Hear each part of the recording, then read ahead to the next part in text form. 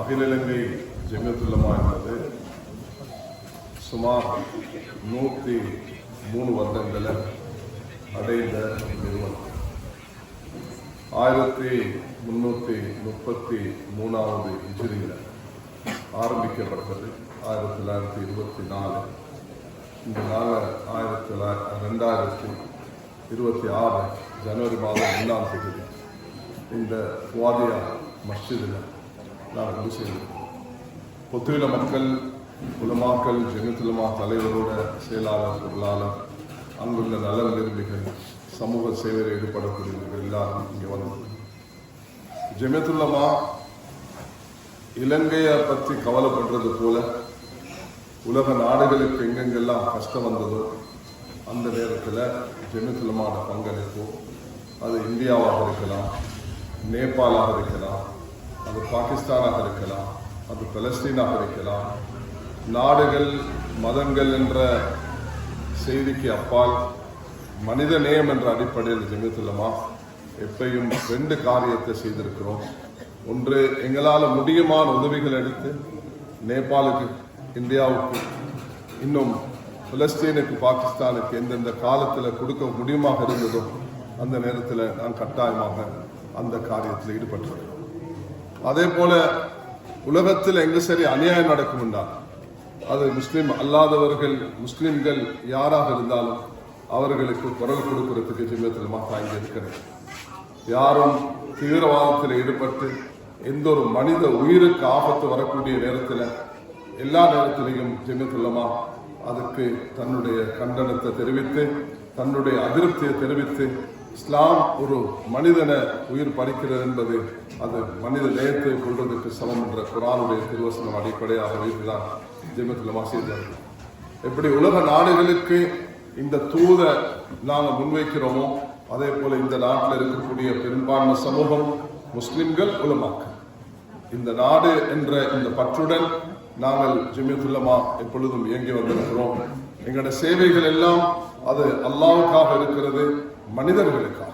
இப்ப இன்றும் மிக மன திருப்தியோட பொத்துவில் தலைவர் அவர்கள் சொல்கிறார்கள், இந்த மஸ்ஜிதினூடாக நாங்கள் முஸ்லிம்களுக்கு மட்டுமல்ல, இந்த பகுதியில் வாழக்கூடிய பௌத்த, இந்து, கிறிஸ்தவ யாராக இருந்தாலும் எல்லாரையும் உள்வாங்கிக் கொண்டுதான் இந்த உதவியை செய்யறதுக்கு பொத்துவில் மக்கள் அவர்களுக்கு முடியமான பணத்தை சேகரித்து இந்த இடத்துக்கு வந்து இந்த மஸ்ஜிதுக்கு 500 அந்த என்ன அம்சங்களை, கிச்சன் செட் இதுகள் எல்லாம் ஒப்படைக்கிறதுக்கு வந்திருக்கிறார்கள், எங்களையும் அழைத்திருக்கிறார்கள்.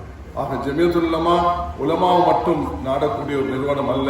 உலகத்துக்கு எந்த இடத்துல அநியாயம் நடக்குதோ அதுக்கு எங்களால் முடியுமான குரலை கொடுப்போம், எங்களால் முடியுமான உதவிகளை செய்யுமாறு மக்களுக்கு ஆர்வமூட்டுவோம், எங்களால் முடியுமான உதவிகளை எடுத்து செய்வோம். 100க்கு 100 ஒரு தர்மம் வரக்கூடிய நேரத்தில் அதுக்கு அந்த 100க்கு 100 போறது தான் எங்கட எதிர்பார்ப்பாக இருக்கும். அதுல பொத்துவியலாக இருக்கலாம், ஜமியத்துல் உலமாக இருக்கலாம், அதுக்கு எங்களோட செலவுகளுக்கு இன்னொரு பணத்தை ஒதுக்காம அது வேற வகையில நாங்க ஏற்பாடு செஞ்சு கொண்டுதான் 100க்கு 100 வரக்கூடிய தர்மத்தை மக்களுக்கு வந்து ஒப்படைக்கிறது தான் ஜமியத்துல் உலமாவுடைய எதிர்பார்ப்பாக இருந்து வந்திருக்கிறது, செய்து வருவதும் அப்படித்தான் இருக்கிறது. அதனால இன்றைய இந்த தினத்துல, இந்த சிறப்பான நேரத்தில், ரஜபுடைய மாதம், இந்த ரஜபுடைய மாதத்தில் 1ஆம் திகதியில இந்த மஸ்ஜிதுக்கு வந்து இப்படியான ஒரு சேவை செய்ததற்கு அல்லாஹ் இடத்துல துஆ செய்கிறோம். இந்த மக்களுடைய கஷ்டங்களை நீங்கி, கொழும்புல பொதுவாக 17,000 மக்கள் பாதிக்கப்பட்டிருக்கிறார்கள். ஆக பெரிய தொகை கொழும்புல.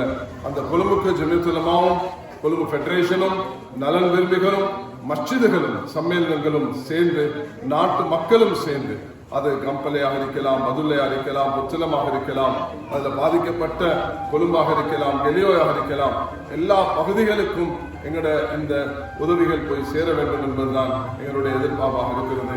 அல்லாஹ் தஆலா இந்த பாதிக்கப்பட்ட எல்லா மக்களுக்கும் அல்லாஹ் விமோசனத்தை கையில கொடுத்து, மரணித்தவர்களுக்கு அல்லாஹ் ஜன்னத்துல் ஃபிர்தௌஸ நசீபாக்க வேண்டும் என்று இந்த நேரத்தில் வேண்டிக்கொண்டு, இன்ஷா அல்லாஹ் தஆலா மஸ்ஜிதுக்கு இவர்கள் புணர்ந்த இந்த பொருள்களை இப்போ ஒப்படைக்கக்கூடிய வேலை செய்வோம்.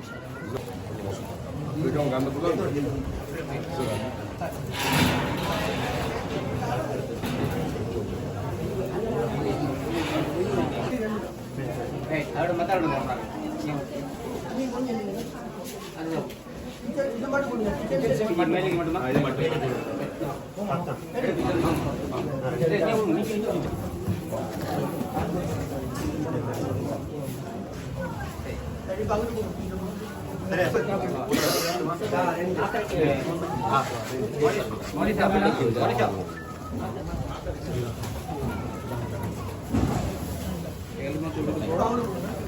போங்கம்மா அம்மா